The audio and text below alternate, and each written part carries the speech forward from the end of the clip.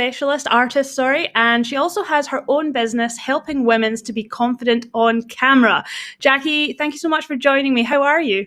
Oh, thank you for having me, Megan. I'm not doing too badly. It's incredibly hot in my apartment because we've tried to keep everything closed with everything that's going on with the fires. So hats off to anyone who lives out in Ellenbrook and bits and pieces tonight. We are thinking of you. So good luck. Yeah, it's a hectic week over here in Perth at the moment. We've been so lucky. We've managed to avoid COVID for the last 10 months, and we are now in a hard lockdown, and we also got fires all in the same week. So tough week for everyone out here in Perth. Well, things happen in threes. We've also got a cyclone up north. So a friend of mine texted and said it's coming in from everywhere. And it's just like, well, we've kind of been able to get away with it thus far. So it's probably our turn compared to everyone else. But yeah, I do hope everyone's okay. Yes, we're sending love out to everyone just now. Everyone. Jacqui, talk to me about everything. I'm going to start way back in school. So I know that you're an actor now and you've had some amazing roles, and I have definitely watched some of those clips, especially the KFC one of my favorites. But, 15-year-old Jacqui sitting in school, what were you dreaming of? What did you think you were going to be when you grew up? Exactly what I'm doing right now. Amazing. Probably would hope to be in like Home and Away or something further abroad, but acting was something that I wanted to do since I was a little kid. You talk to my parents, I was always putting on shows. I would always drag my brothers up to do concerts, like you name it, all through primary school, all through high school. I was in speech and drama lessons outside of my normal curriculum. I did every musical theatre performance at school that you could possibly do. I was in the choir, I was in band. It was always me. Unfortunately, I let parents get the better of me.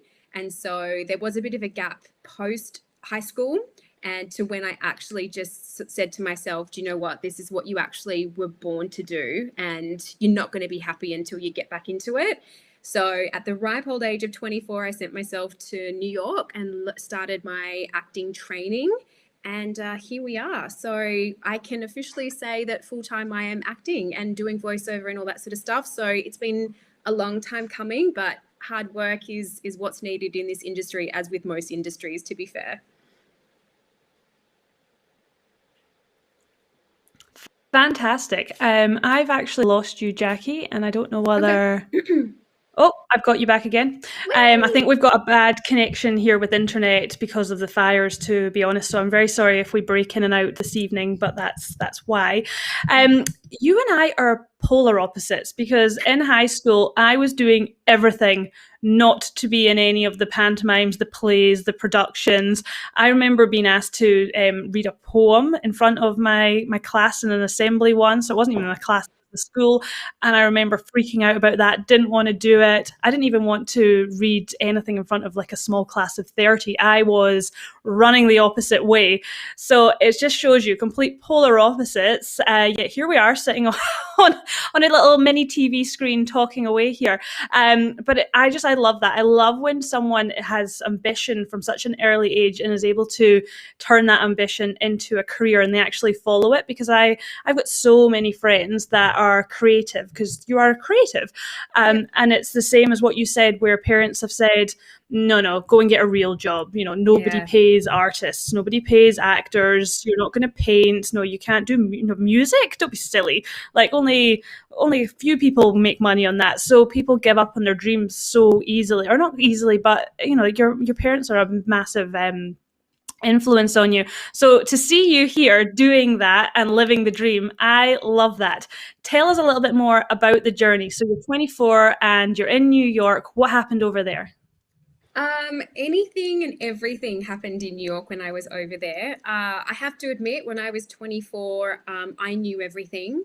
So I went over to New York, all guns blazing, just going, I've never been to this city before. I've never been to America before in my life, but I knew what I was doing. So I kind of came with this, I guess, sort of arrogance, but also I was so naive at the same time. So I think when I say it was the best time of my life and the worst time of my life, it was probably the first time I actually learned to ask for help. Because prior to all of this, I started working a part-time job when I was 14. So I'd always made money to support myself, even still living underneath my parents' roof. But, I was still going and buying whatever I wanted. So I thought I was pretty cool back then. And I learned so quickly that, you can't do everything by yourself, acting or not. Like, you really do need support. You really need a good, you know, circle of friends or your family. You need them to kind of be there for you when you're going through transitions in life. And that was definitely my big one. So yeah, I had to ask for help, and I learned how to become vulnerable because, again, like I said, I thought I knew everything about the world. I was so independent. Now I'm a Leo, so we know what we're doing. We're very stubborn at the best of times. So yeah, it was a huge kind of like aha moment for me to actually say to someone, I need help, or not having to rely on my parents 100% for the first time. So, aside from everything that I learned with acting, I really learned a lot about myself as well. And I love what you've said about my journey, and it definitely has been that. So, just the ups and downs of this industry. I've definitely been told no more than I've been told yes. For the number of yeses I get, there's probably, out of 10, you get one yes, the rest are no's. So, but you just got to keep going. You really just have to keep going. Otherwise, people give up after the first year because it's quite tough. Yeah, and I mean the resilience that you have as an artist, actor in particular for you, but artists generally. Yeah, the pile is massive of no's and the rejections, but the ones who actually do crack it are the ones that just keep going and keep going and keep going. And that perseverance is, that's a key skill. That's something that you've brought over onto your business as well, which is super impressive. Which we will get to because I'm still really interested in the acting and where that's led you so far. Tell us a little bit about some of your experiences as an actor. What have you done so far? So still probably not as much as what I would like, but I think that there's 99% of actors wish that they were working a hell of a lot more than they are. Usually in a pool of, the circumstances that we're in, 1% of actors are working full time. So, when you think of stats like that, you're just like, that's why parents, start saying, I think you should get a real job, because their idea of actors is that you're either poor and not working as an actor, or you're in Hollywood and making $15 million a movie plus, which is kind of what Chris Hemsworth's, that's what he's sitting on at the moment. So, to parents who don't really understand the industry, and there's not many of them around, they're the two sort of sides of the spectrum. So you're kind of just like, there's no real understanding of that you can make a living being an actor, which isn't either side of that. So yeah, I guess, I've done a heap of commercials in my lifetime. My first ever professional job was, as you mentioned earlier, my KFC commercial, which was so much fun and also semi-disgusting at the same time because we had to eat so much of it. And there was just a whole number of circumstances around it. Normally, this is going to be so glamorous. Normally, they have what you consider a spit bucket. So anytime you see any of those commercials where someone's eating, as soon as they yell cut, you'll actually have a bucket, or you'll have an assistant run over and hand you the bucket, and you're supposed to spit out whatever it is you're chewing on or eating. It's just so you can do take after take after take. But we had kids on set. Now, unfortunately, children under a certain age, there's a whole set of rules that they can and cannot do on set for regulations and all that sort of jazz. And so because I had two sons who were 5 at the time, well, they're not allowed to eat whilst they're on set. So we had to pretend like we were this happy family, and my husband and I had to keep them entertained and engaged because there was no sound on this particular commercial. They were playing music over the top of it. And so we were eating and eating and eating. And so it didn't look like I had all this food in my mouth. I was swallowing all of this fried chicken. And so once we got to halfway through the day, the assistant director actually came up to me, and she's just like, now, Dal, you probably want to go and have a little vom at lunchtime because of all that chicken that you just ate. And I was just like, wow, this is my first ever experience of being on set. I've literally about to burst. I feel so ill, and we had to shoot all afternoon. I was in this tight costume. I felt, it was just amazing. And so I was just like, yes, this is the life that I've signed up for. So yeah, it was, look, all of the things that I've done have been really, really great. I've had some guest roles on A Place to Call Home and the Dr. Blake Murder Mysteries, which is awesome. A Place to Call Call Home. My parents love that. So my mum and dad are brilliant. They'll be watching this, so they're going to be looking through those episodes, looking for you now. Yes. I actually play a bit of a on A Place to Call Home I play a nurse, so that's a good one. Dr. Blake, I played a crazy crazy wife, and I ended up trying to stab the lead character, so they had to like come in and do all this stunt training with me. It was a plastic knife. It was just hilarious. So yeah, look, what I do for a living is just so much fun, and no 2 days are ever the same, and no two characters are ever the same. So I'm really lucky that, I always sort of thought if I didn't want to be an actor, I wanted to be a lawyer, because I'd watched so many law shows and criminal shows. I was like, yeah, I can do a lawyer. Whereas now I get to play that and sort of live that fantasy, but don't have to commit to it with like 6 years of university plus the bar exam plus, 80 hours a week to kind of prove your worth and work my way up. I kind of get to play that for a little bit. And then, okay, cool. Like, what's next? What else do I get to do? So incredibly grateful for what I get to do for a living. I love that. Lawyer one day, doctor the next. Nothing I can't do. Next. Yeah, it's great. I love that.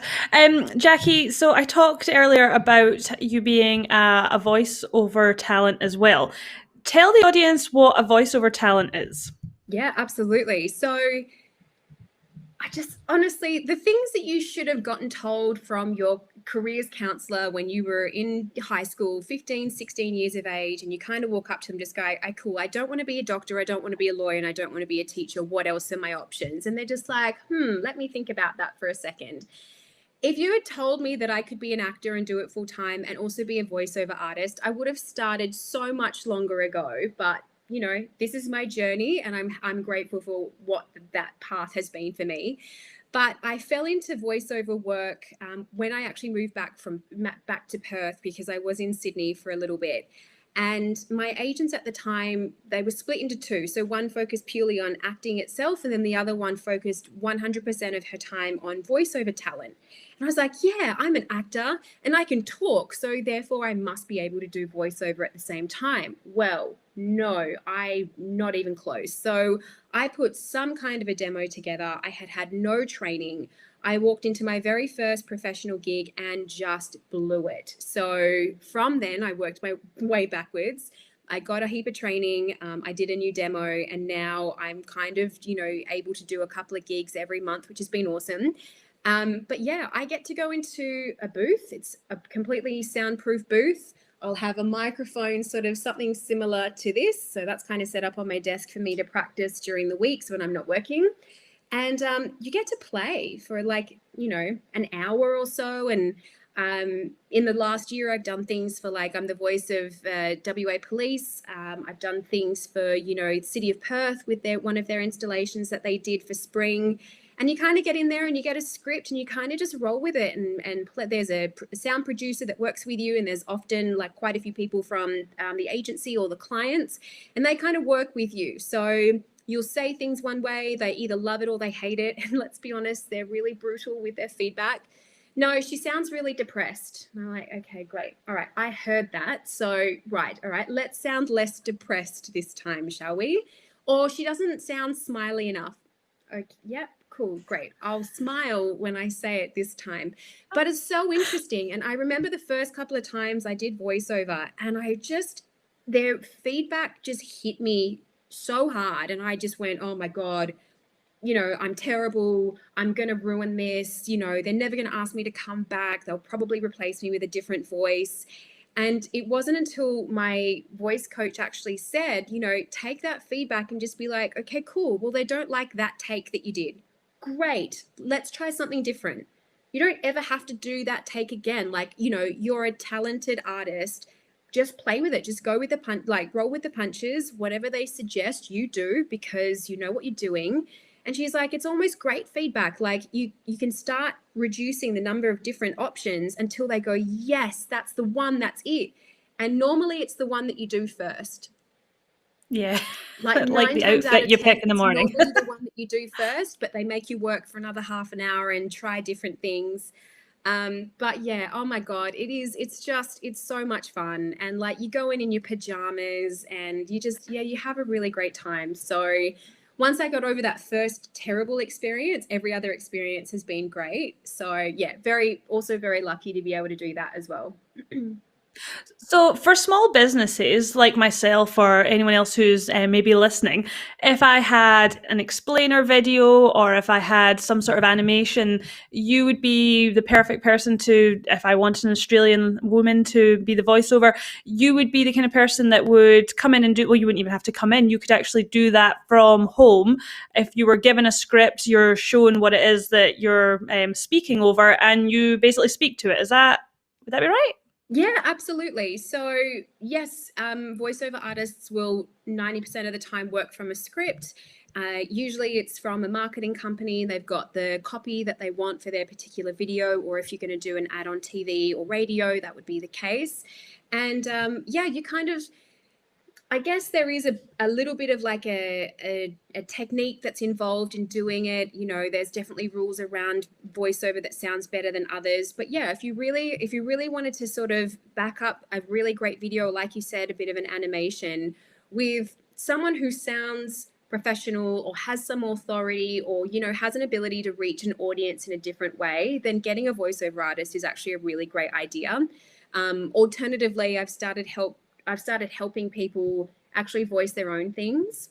And just, I guess, people are catching on in terms of making things look ultra schmick lately. Like, honestly, when we look at things like Instagram, stories were a thing.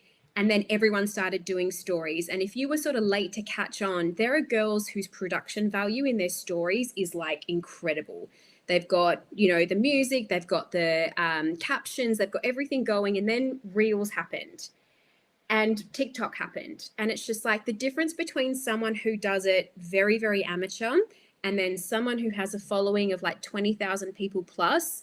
The production value is just so high because they were the first ones to jump in on it and they practiced and they got coaching or they got trained in it. And so I think nowadays, yes, it's great to do videos and voiceovers and all that sort of stuff. But unless you're putting out something that has quality to it, when people start comparing you to someone else who's got this down packed and it sounds great and they've tidied it up and it's edited perfectly with music and things like that, I know which one I'd prefer to watch. So I think what you're saying in terms of getting someone to do it for you or actually going and just doing some training yourself, if you want to do this long term, then learn that skill. Like, you know, it's like learning how to do your books or something like that for, you know, your small business, or learning how to use social media. You know, you learn all the tools and you can apply those every day. It's the same doing voiceover or same doing videos. You know, you've really got to put in the effort first and keep doing it. And then, you know, in a month's time or 2 months' time, you'll be able to knock off a video like that and you'll wonder why it took you so long a couple of months ago. That's interesting. You say that you've been helping clients, you've been coaching them with their voiceovers and videos and stuff. I knew you were doing it with the videos, but with the voiceover as well, because as much as like I think that, you know, for big brands, having you in as the voiceover is fantastic, but because I'm obviously about personal branding, I feel it's important that my voice is on things because it's my brand, it's my business, etc. So I tend to try and do the voiceovers myself. Plus, everybody loves my accent. That's about the only thing they remember about me. So yeah, you know, got to leverage the accent. They don't know what I'm talking about, but they like it. So I would voice over my own things and have done in the past. But the fact that you're actually training other people to do that, I think is fantastic because you know, you can feed someone or you can teach them how to fish. It's the same with everything. And there are some jobs in your business that you should outsource, like your books. I'm not going to learn how to do my books. I love my accountants; they're brilliant. But I do feel for my brand, I'm the one that has to speak to it. So being able to have that help to be able to do it is fantastic, because I know that with my clients, it's a big thing. You're like next level, but I know that some of them are scared to not even scared. They just don't know where to start because it's not familiar to them. So do you have a couple of quick tips for anyone who's listening on how they can maybe get over that, or they can do their best voice when they're either on video or making a voiceover for something? Yeah. Oh, absolutely. I think my biggest tips for people are preparation and rehearsal. Now that sounds, I love the fact that when someone comes to me and they're just like, I'm going to do a video and I'm just going to wing it. And I'm like, okay, great. Let's see how this pans out.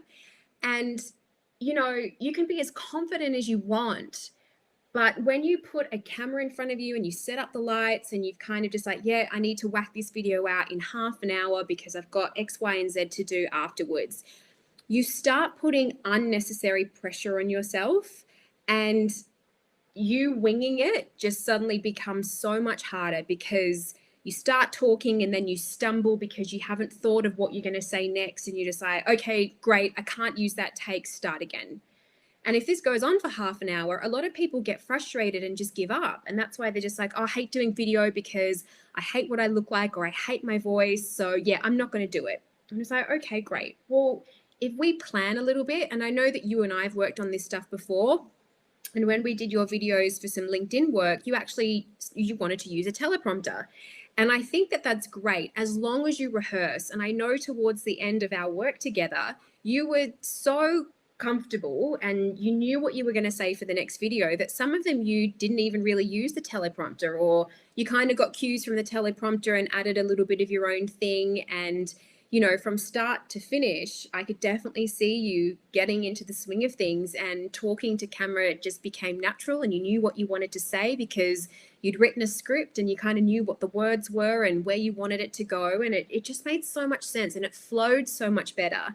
And so, yeah, planning and then rehearsing, just so important, you know, even just dot points. And I mean, like, we can cheat these days, right? Like, being on camera is great because we can stick a post-it note like directly underneath our camera with everything we need to say on it. Like, it's so much easier than if we had to present off book in front of 100 people. We can now have post-it notes all over our laptop somewhere. And as long as we can kind of, you know, sort of stay roughly where the camera is, no one knows. It's brilliant. And so I'm a big fan of the massive whiteboard behind the camera. Yeah. Great. You know, as like, I would prefer for it to sort of be out here somewhere so you can keep engaging with whoever's on Zoom with you, or keep engaging with the lens on your camera, rather than, you know, someone's written something on a pad and they're kind of like looking down here and then coming here and then looking here and then coming up here. Like, bring this pad right here. You can't see that, but I'm not taking my eyes off of that iPad or my writing pad for very long. And I'd be like, cool, that word means lighting. Great, I know what I'm talking about when we're talking about lighting. So boom, boom, boom, boom, boom. So planning is so important, and rehearsing. We stumble over our words when we're nervous. We speak so much faster than we need to. We start yelling at the camera when the microphone's literally just there. And so you've done this with me before. We do a bit of a warm up first, really loosen those muscles so that we can get our mouths around the words and articulate the way we need to. And can we have a demonstration, please? Because that is the best part of your training. I think you should do the demonstration. I think you're better at it than I am now. I know, it's great fun, isn't it? The horse is the best.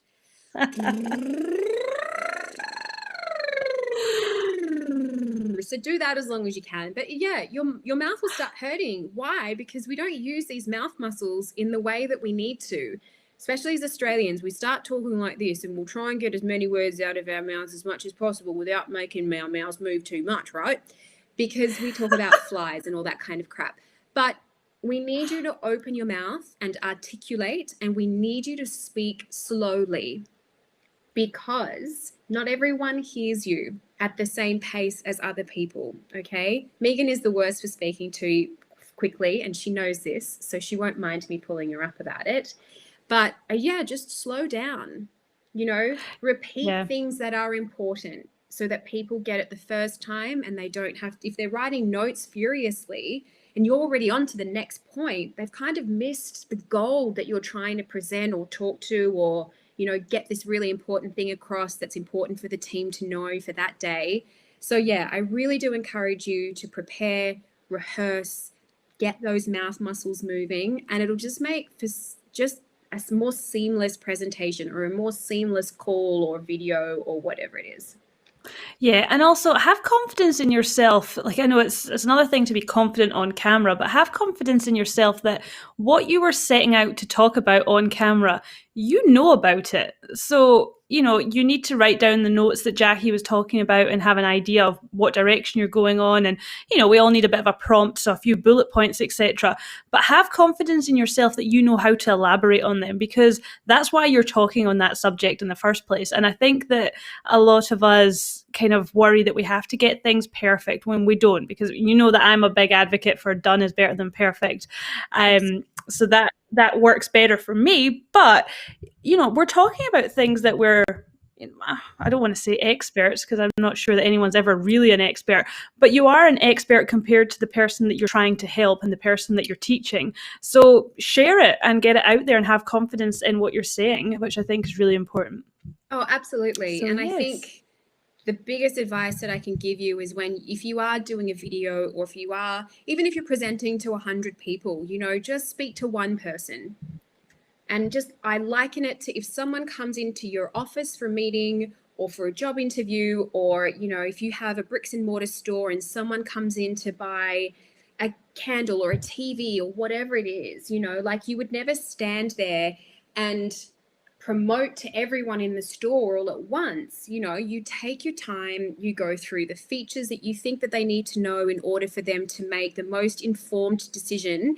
Because if you have something that's a high priced item, like if I feel that you're kind of talking to everyone, I don't feel special. Therefore, I'm probably not as inclined to part with my money as easily as if Meg and I were sitting down having coffee and Megan was talking to me about her LinkedIn course and she personalized it for me. She spoke in a language that I understood and didn't use all of her marketing jargon or personal branding jargon, which is not something that I know intimately.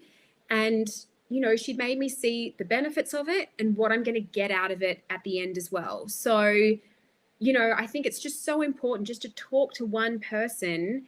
And the next thing I'm going to tell you is to smile, because everyone gets so freaked out about being on camera that we sit here and we talk like this and we say all the things we need to do, and it's probably too fast, but I'm just going to get through it because I hate being on camera and I hate the way I look, and I'm just going to finish it because I said that this video was going to be in 3 minutes tops. And I just want you to slow down and smile, because if you're smiling, it's going to start making other people watching you smile as well. Your personality is going to shine through. Megan will tell you that this is all about your branding as well. And people see the human side of you as also, which is it's so important when we're now sort of, conversing via screen all the time. So smiling is I get a lot of people to have a Post-it note somewhere that just says smile. And every time they see it, I watch it happen and they're just like, that's my smile Post-it. And it just calms you down, right? You just, it's this flood of feeling and emotion when you're smiling. So it's an oldie, but it's a goodie.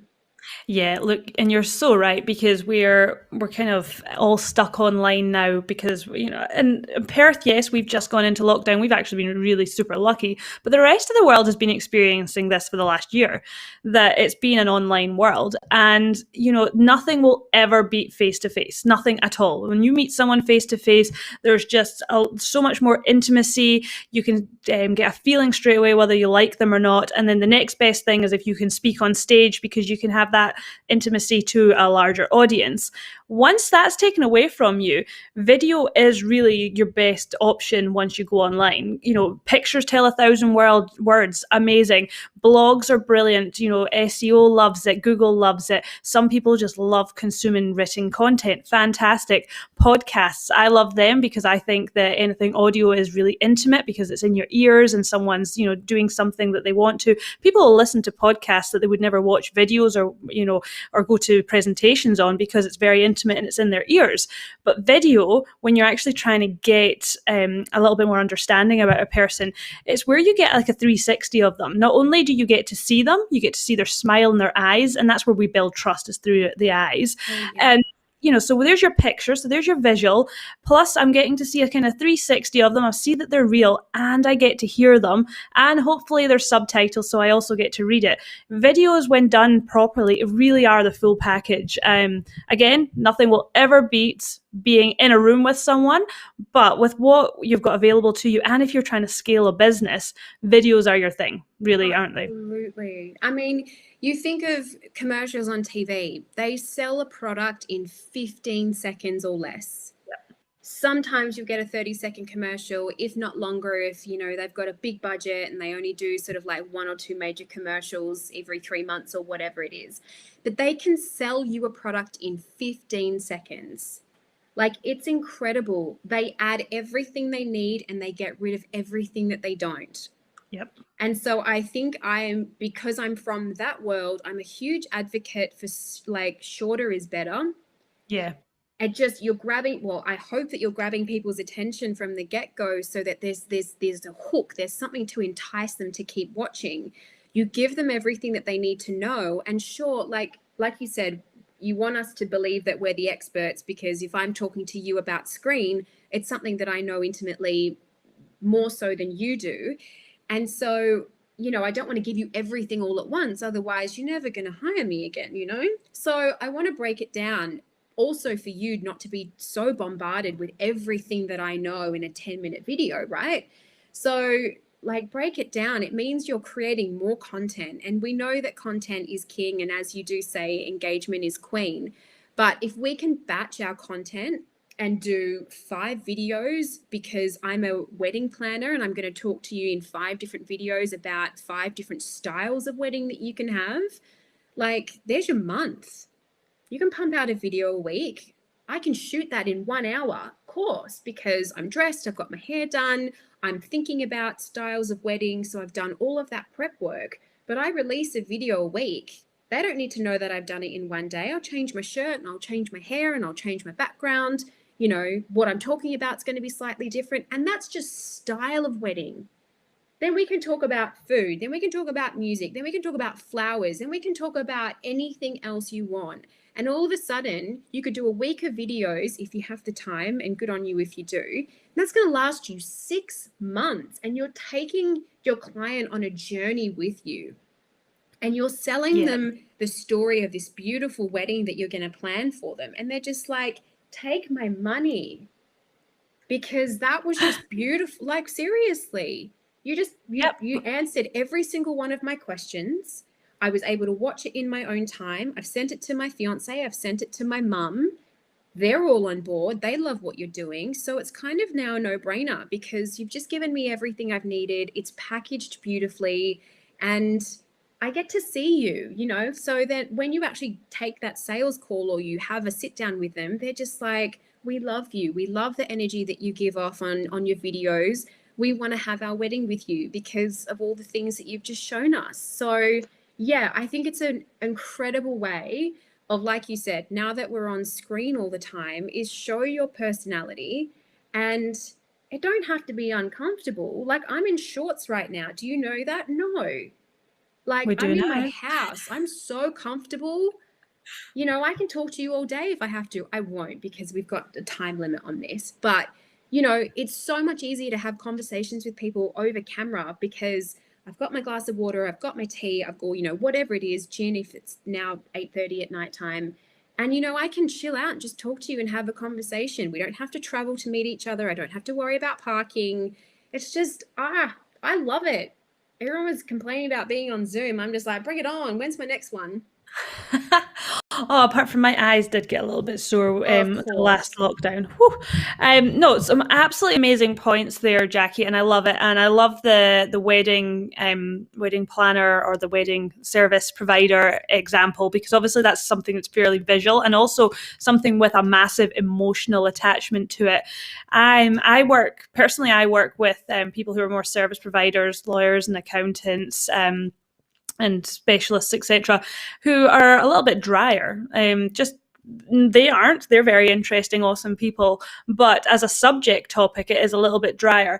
And I guess that this is video is a brilliant opportunity where you get to actually bring some personality to that as well. Because, I did a workshop today with some students about personal branding, and I said, what do you think of an accountant? What are the words that come up? And, they were kind of boring, numbers, geek, nothing particularly, it wouldn't really excite you. But when we started broken it down and we started, creating an accountant and stuff, and we had some personality behind it, everyone was excited by this person and wanted to work with them because they did the same running route as them, or they were reading the same books as them, or they had kids that went to the same school. They were finding all these commonalities with them, which grows your personal brand, which attracts people to you, because people don't buy services or products. They don't. They buy from people. And that's where I think video is giving an opportunity for a lot of people to be able to show that personality as well, which, yeah, that excites me. I think it's for everyone, but it's also maybe not for everyone, because I know that some people aren't comfortable with it. But at the same time, you've got to do the first one, because the first one's rubbish. Like Jacqui can tell you about some of the first videos I did. They were horrendous. Not that they're perfect yet, but again, but I'm a little bit on the other spectrum from Jacqui. Jacqui's a perfectionist, and she's had the training for that, and she's been in that environment where it needs to be perfect because it's going on the big screen for big audiences. Most of us here we're not looking for massive audiences. We're just looking for a specific audience, and done is better than perfect, which is my motto. Now, I want to talk, Jacqui, a little bit about how you've actually created a business now where you're taking all of those skills to help people like me and other business owners to be able to create their own TV series, to create be their own, I won't say actor or actress, because I've always said that when you build your personal brand, you've got to be so authentic that it is not acting. But you're taking all of those techniques as far as being on screen to help them. How do people get in touch with you? What's the process? How do they work with you? What does that look like? Yeah, absolutely. Thank you, first of all. Yeah, I guess, everything that you sort of said just then is wonderful. Like you've come from a completely different sort of, we've switched really. Like you going live you're almost going live twice a week at the moment, which is fantastic, because I know when we first met, you did not want to public speak. You were so against it. But I know that your biggest goal was to put your money where your mouth was, because as a personal branding coach and doing marketing with some companies, you were telling them that they needed to get in front of the camera. So you knew yourself, well, if I'm going to start preaching this, I better start doing it my own. So I commend you on the work that you've done in the last 12 months since we first started working with each other, because you are doing it your way. And it looks fantastic every single time, and you look so much more natural on camera than what you did, which is great. And it showcases to everyone that, but you have to practice. Yeah. And you have to put the work in. It's with anything. Like, I'm not making this up. If I want to learn how to cook a dish, the first time is probably not going to be so great. But each time I'm going to get better at it. I'll probably add in my own little flair somewhere to make it my own. But by the end of it, I've now mastered that, or I've mastered it enough for me. And video is just the same thing. 100% it is just the same thing. And you can, honestly, it's so easy to press record, have a couple of things to say, and get in and out in a minute. Because I promise you right now, as a consumer, I will watch a minute video versus a 10-minute video every single time. Because we're all time poor, right? Like, yes, a lot of people can listen to podcasts when they're in the car because they're doing something. We can't watch anything, obviously, when we're driving. And, sometimes we're on the bus and we don't really want someone over our shoulder watching what we're watching, or we can't hear it properly, so we miss a lot of what's going on in translation. But, a minute is great. You can fit so much in a minute. And if it goes over a minute, then we start batching videos and we start releasing them whenever we feel like it. So we don't have to put on a whole face of makeup every single day of the week to do a video. Let's do it all on one day, and then don't wear makeup for the rest of the week. Whatever's your jam. Like, I want you to make this as easy as possible. So yes, I do take my experience of being on camera and I help people feel more confident in themselves. Now, it's not going to be, high production. I actually don't know how to edit videos as well as what other people do. That's not my expertise. But honestly, it doesn't matter how well someone can make your video look. If you look like a stunned mullet on video, there is nothing anyone can do about it when we're getting into the editing suite. I promise you this right now. There have been a number of shoots that I've been on and it'll come back and I'll see the ad on TV, or I'll see the episode and I'll look at it and just go, wow, they picked that take. I look horrendous. But that's not my choice. It's the editor's choice, and that's a completely different topic. But what I'm saying is you could be the most experienced person in your industry, the expert, you are the go-to person. But if you lack charisma and charm when you're talking on video, ain't nothing going to help you. So I help people feel more confident, be themselves on camera, and yeah, I'm just your personal trainer when it comes to doing something scary that you don't want to do. Awesome. Love that. I've put your link to your Instagram in the show notes below here so people can find you over there. And after that, I think there's a Calendly link. They can have a discovery call and they can book in and chat to you a little bit more and pick your brain and hopefully work with you so that they can be as confident and as comfortable in camera as I am. Because like Jacqui said, when I started this business and I decided to do personal branding, I'd spent years and years and years working behind the scenes and building up everyone else's personal brand, writing scripts and filming them and telling them how to be comfortable in front of the camera, that when it came to doing it myself, I was like, I don't want to, I don't know how to, but I have to. So, I've gone from going, no thanks, I don't want to speak, to having 5 speaking gigs, like actual live speaking gigs, half of which are paid, actually more than half of which are paid speaking engagements. And that's massive. And that's through a lot of the work that we've done together. And just also knowing that when you're building your personal brand, that your face is your logo and that no one else is going to sell it for you. So you have to get out there, and the medium in which you do it, whether it's on stage, on camera, or you start writing blogs, or you just start using LinkedIn a bit more, whatever your platform is, it's just pick one and go hard on it and make sure that you're comfortable with that. Then add another one. So, if you're listening just now and the thought of doing video scares the bejesus out of you and it's a big no-no, that's fine. It's not for today. But put it on your list, put it on your to-do list. In a few months' time, you might add that, because it's basically just putting it into your toolkit so that it's something that you can do as well. Jacqui, I have loved speaking to you, as always. Anything that you want to pass on just before we finish up here? Yes, just start.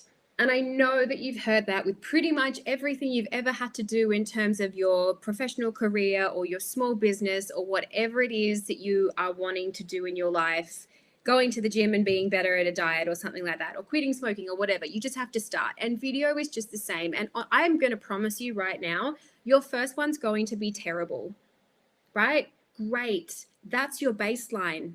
So you can only get better from that. You can practice at home in your pajamas.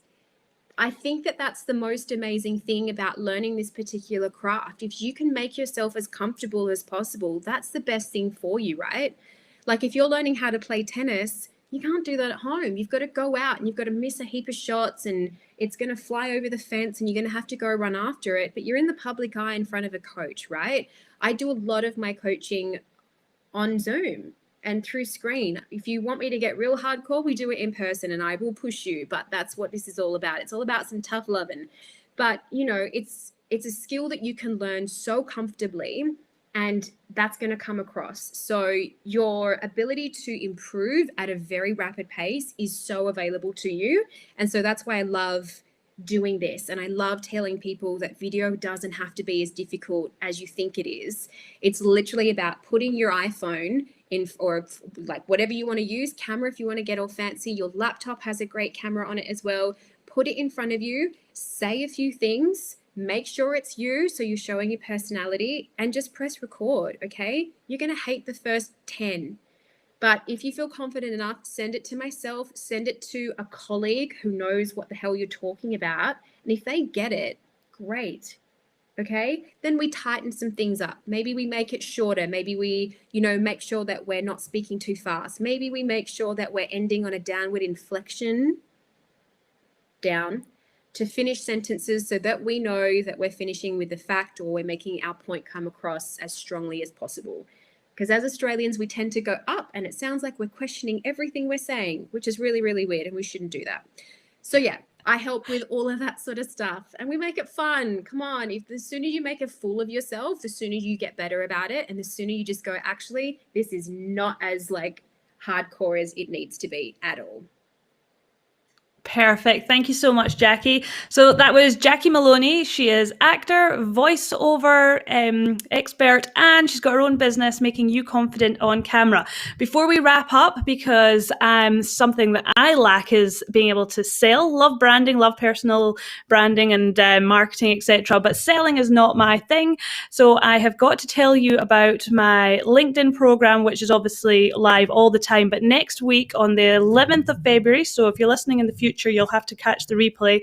I'm going to do a free masterclass, a LinkedIn masterclass, building your personal brand, which will be 12 o'clock lunchtime for anyone who's in Western Australia, and it'll be the afternoon if you're over east, etc. So there'll be you can find a link on all of my social media channels and my website for the LinkedIn masterclass next week. Thank you so much for joining me, Jacqui, and I look forward to speaking to you soon. Thank you, everyone. Thank you so much for having me again.